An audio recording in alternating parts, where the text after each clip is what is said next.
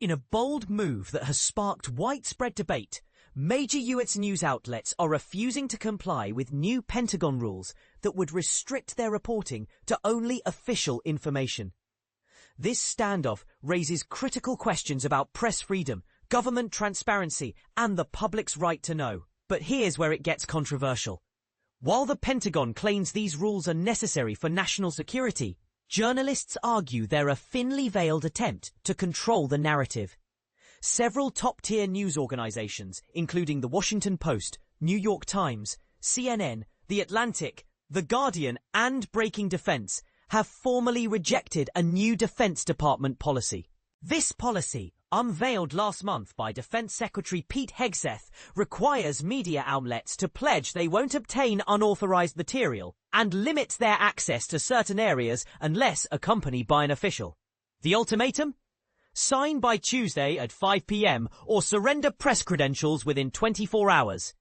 This isn't the first time the Pentagon has tightened its grip on media access.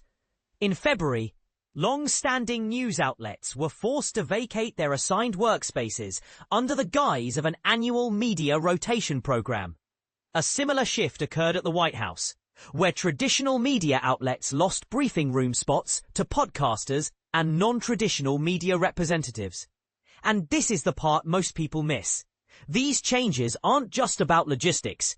They're about reshaping who gets to tell the story. The backlash has been fierce. Washington Post executive editor Matt Murray called the policy a direct assault on the First Amendment, stating the proposed restrictions undercut constitutional protections by placing unnecessary constraints on gathering and publishing information. The Atlantic, which clashed with Pentagon officials earlier this year over a Signal group chat mishap, declared its fundamental opposition to the restrictions. Even right-leaning outlets like Newsmax have refused to sign, calling the requirements unnecessary and onerous. The New York Times highlighted the broader implications, noting that the policy constrains how journalists can report on the US military, which is funded by nearly $1 trillion in taxpayer dollars annually. Richard Stevenson, the Times Washington bureau chief, emphasized, "The public has a right to know how the government and military are operating."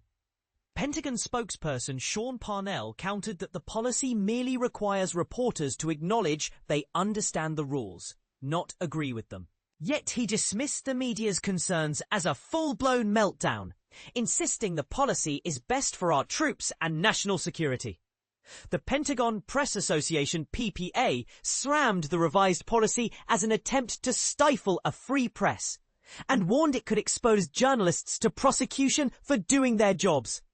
The PPA also criticized the policy's intimidating tone, which discourages unapproved interactions with the press and falsely suggests speaking without permission is criminal.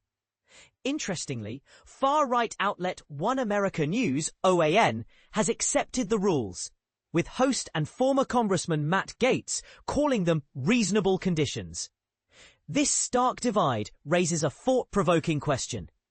Are these rules a necessary safeguard or a dangerous precedent? What do you think? Is the Pentagon justified in its efforts to control information, or does this cross a line into censorship? Share your thoughts in the comments. This is a conversation that needs your voice.